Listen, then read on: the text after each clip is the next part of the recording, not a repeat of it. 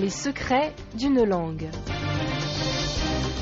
Ne pas être dans son assiette, ne pas se sentir bien, ne pas être dans son état physique habituel, être un peu malade sans pouvoir dire exactement ce qui ne va pas.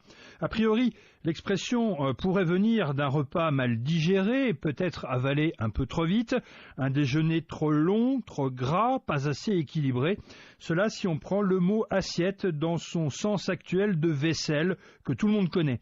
Mais si on remonte au XVe siècle, ce mot s'appliquait aux personnes et plus particulièrement à la manière dont elles se tenaient, à leur position corporelle, à leur manière d'être assises, assis, assiette, comme l'écrit le dictionnaire de l'Académie française, situation, manière d'être assis, couché, placé, bonne assiette, mauvaise assiette, assiette contrainte, incommode, ce malade ne peut trouver une bonne assiette, c'est un homme inquiet qui ne peut demeurer, qui ne peut se tenir dans la même assiette. L'expression existe d'ailleurs encore aujourd'hui avec ce sens d'équilibre en termes d'équitation, où l'on dit d'un cavalier qui se tient bien sur sa selle qu'il a une bonne assiette, cet écuyer fait prendre une bonne assiette à ses élèves.